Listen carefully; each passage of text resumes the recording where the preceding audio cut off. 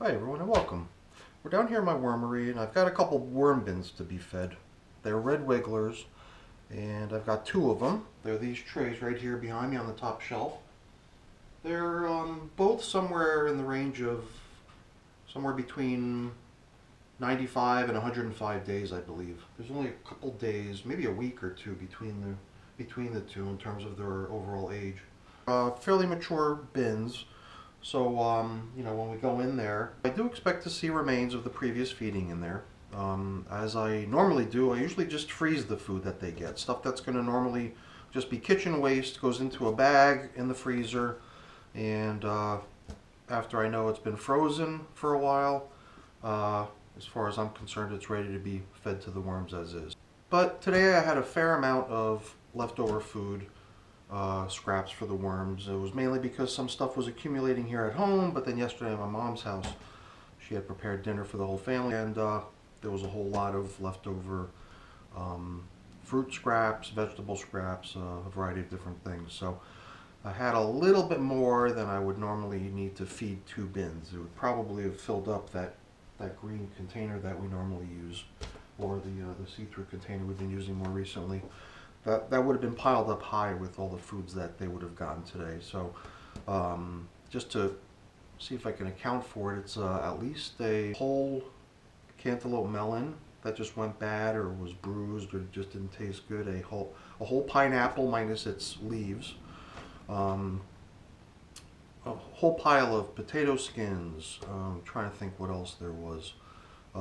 Pretty good amount of stuff. A lot of moisture content too, right? With those cantaloupe melons and with the pineapple. So what I'm doing today, a little break from the normal action, I've taken the extra time today to actually, let me show you. Here it is. This is their feeding for the day. So instead of a whole bunch of frozen food scraps, I took the time today to break out the Cuisinart food processor. Sort of like a big fancy blender that can chop and do a whole bunch of other stuff, but I ran all that stuff through the machine. Took me a little while. I'm no expert with that machine, and I came up with this, I guess, baby food or applesauce consistency of all ground up vegetables. Pretty good moisture content. It's virtually liquid. You can see the way it moves around here in the 1 gallon milk bucket. So this is about a gallon, I would say. So it's only 2 bins we're feeding. Each one's going to get half of that. And I didn't want it to become like just a big bath, and I think maybe that is going to be the result. But that was the reason I've got all these used coffee filters here, because I'm going to lay down sort of a bed first, so that maybe the moisture itself can go through partially, but then the food itself would remain on top. So I don't know, I'm going to improvise a little bit. I'm going to get those bins out here and see what I come up with. So let's get started.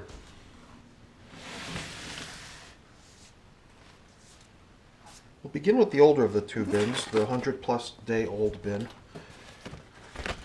The second layer of cardboard has been helping a lot with the retention of moisture. You already feel even this paper has got a little bit of a moisture content to it, or at least it feels a little cool. And that brings us down to my feeding zone indicator, which is going to be somewhat irrelevant in today's feeding, since once that food goes in, it's just going to pretty much cover the whole shebang. You can see a worm over here that was hanging out on the surface, retreating. The material's got a nice consistency to it. It's not necessary for us to do anything other than add the food, but I'm always so curious to see how the previous feeding's progressing. A lot of times I could see a distinct divot, and I don't really see that here, but that could be because maybe I had a mound when I left here previously. Like here, for example, quite obvious. Left over from the last feeding is this apple, and I do remember quite a number of items being added to the feeding last time. So it might and it might be that they're still also just trying to work down the remains of the previous feeding prior to that too. So it just keeps piling up sometimes, but I try not to get too ahead of myself. I always try to keep it in balance to a certain point. So it might seem extreme. It might seem like I'm adding when it's completely unnecessary. But hey, when I'm out of space in the refrigerator, it's time to feed. So I'm definitely kind of breaking my normal pattern here. Normally, we'd already be digging down here into the old food. So far, we've only got a little peek of it.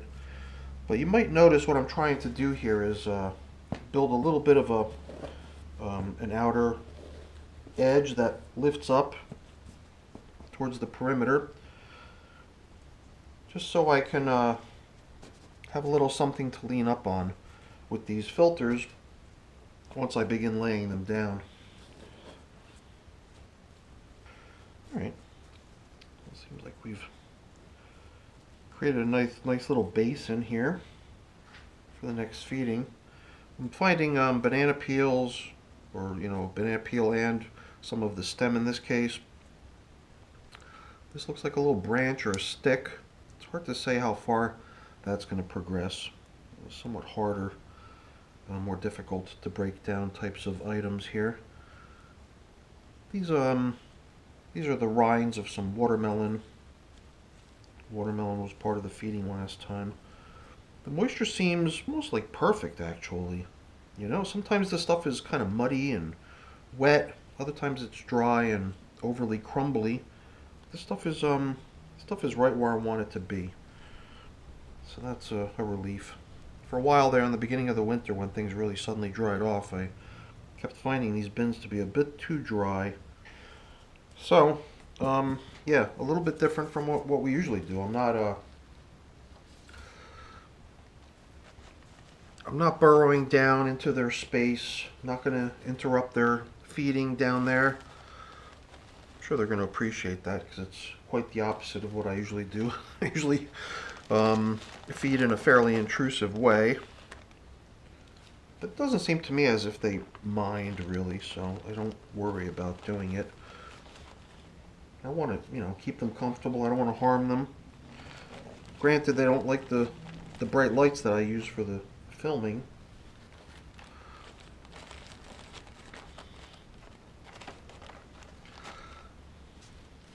Just get a couple more in here.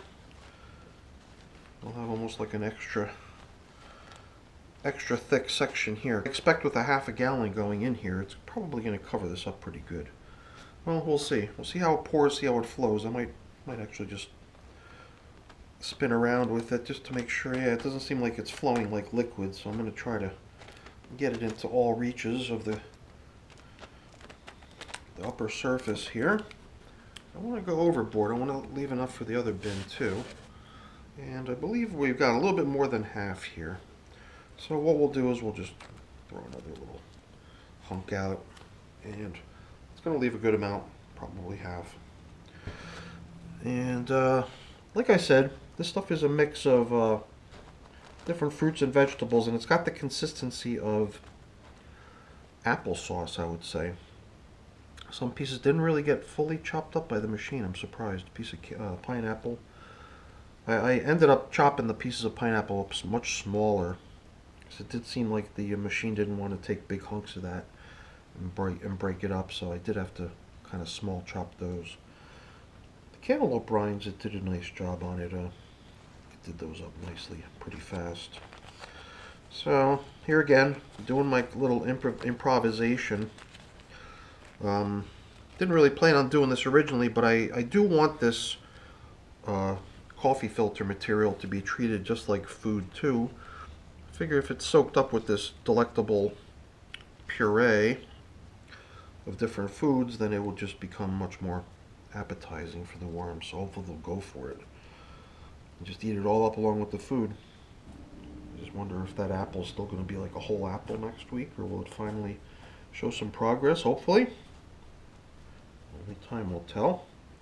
So I think, just like I did with the last bin that was of this age, which is currently serving the purpose of being the location in which my next time lapse is being filmed, doing another remake on my pumpkin video.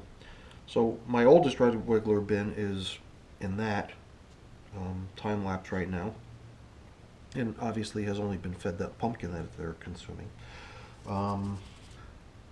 So the same way I did with that other bin, I believe maybe after this feeding even, I'll just start letting this bin kind of go hungry a little bit, so that it actually starts working down all of the food materials that are still in here, and start getting it geared up for harvesting at some point soon. Maybe after a little bit of a starvation period, try to migrate them out of the material by creating sort of a hot feeding zone for them to be attracted to. So that's the way I'm going to feed the next bin too. Kind of a little departure from what I usually do, but I got a feeling the worms are going to appreciate that. So let's get the other one out here. Alright. Alright, so this bin is dated October 14th. Hey Siri, how many days have elapsed since October 14th? It was 98 days ago. Alright, so 98 days is how old this bin is over here. I would say it's pretty much equivalent to what we just saw, the other bin that we just fed. Except I think we've been pointing this out recently too, is that it just does seem to have a lot of these leaf stems that have not yet broken down. So from that aspect, the 100+ day old bin is doing a little bit better, but they're not really that far off from each other.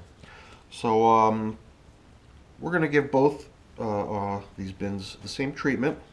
So let's look at the way these castings look on the surface. They're nice. Let's just start peeling things back here. Create the same sort of a trench for the basin, if you will, for the pureed food that we're going to add. A little bit more active right on the surface. It did seem like we probably saw a few more worms peeling back the top surface here than we did in the other bin. Can't remember. One of the two bins did seem to have a much faster rate of breaking down the material. It might have been this one, not sure. Oops. Maybe I'm just getting more tuned into looking for them, or I don't know if they're just appearing more recently. It's a worm cocoon. Oops, there it goes again. So I just, never ever used to see them in my bins. There's another one. Huh. Maybe I should make like an active attempt at trying to observe them.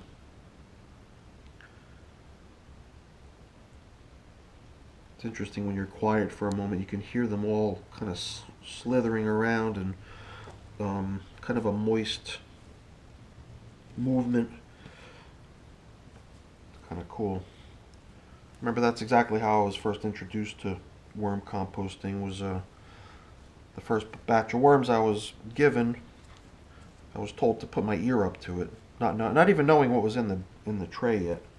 Just, hey, listen to this. And then I could hear them all squirming around, moving, and you could tell something's moving around within the material, but unless there's any worms visible, you can't tell what it is.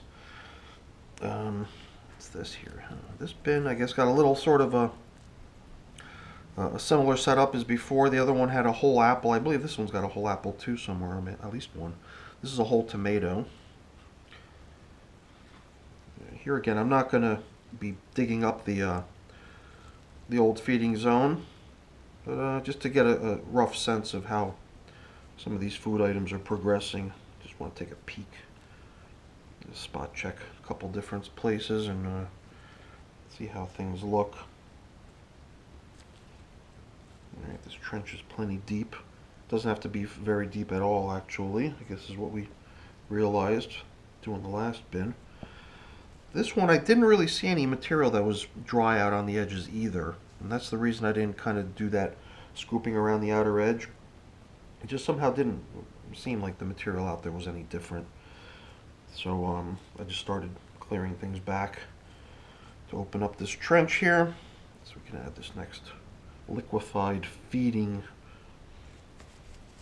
Very nice moisture levels.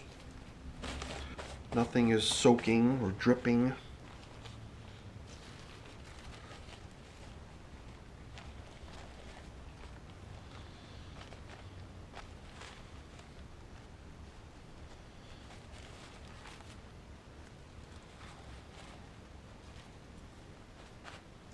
That looks pretty good.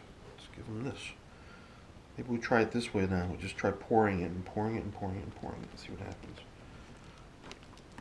Let's see if it manages to work its way around into the corners. Most of it came out. It's pretty liquidy. I thought I was going to end up with a whole bunch of it in there that I would have to scoop out, but as you can see, most of it came right out. Seems like if I keep hitting it too, I might be able to dislodge even more of it. Looks like it's working its way out.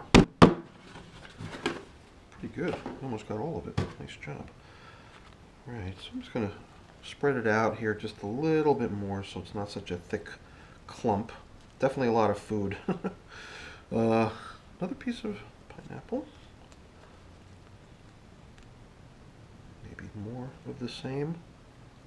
Actually, this is cantaloupe. It's actually the stem of the cantaloupe. Slightly tougher, but maybe that's the reason it survived.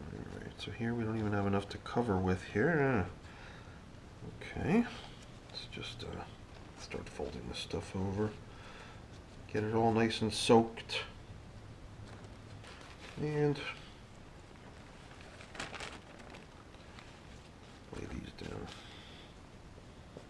Very nice.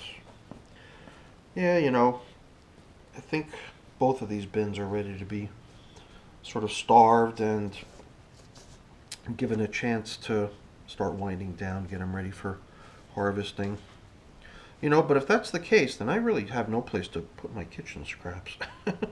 Otherwise, I would have to rely on the 2 Vermi bags, which I kind of treat each bag as sort of having bandwidth, if you will, if that's the right way to think about it. But basically, you know, how much food scrap material am I capable of processing with this many worm bins? Sometimes if you know, deliberately stop feeding them for whatever reason, it kind of puts you at a little bit of a disadvantage in terms of the amount of food you can process through your bins. So it might be time to start setting up a new bin. Start trying to enlist some volunteers. Because all I'm trying to do is get these sticks into this moist food. Maybe it will be enough to kind of get the worms into it, have them polish off that stuff too. Alright, so wasn't even that messy working this way, because the material is got nice moisture level to it, but not too much, so it won't be much cleanup at all. So, alright everyone, that's really all that's left on the topic of cleanup. That's usually boring, and I don't keep you around for that. Don't want to take up your time with that. I just thought people might be interested in seeing how my 2 pretty old 100-day-old worm bins are doing. Almost 100-day-old and 100+ days old. And they're doing great. So moisture levels have leveled off to the point where I'm quite comfortable with them anymore. And oh, what do we have here? Feeding zone indicator. Good, we have a 3rd filter. Blended in so nicely with the paper that I didn't even see it. So yeah, like I was saying, I'll take care of cleaning up here. I won't keep you around for that. Just wanted to say thank you for watching, and if you enjoyed the video, please remember to give it a thumbs up. That's always really appreciated. Also consider becoming a subscriber to the channel as well. That's really appreciated as well. Alright everyone, have a great day. Bye-bye.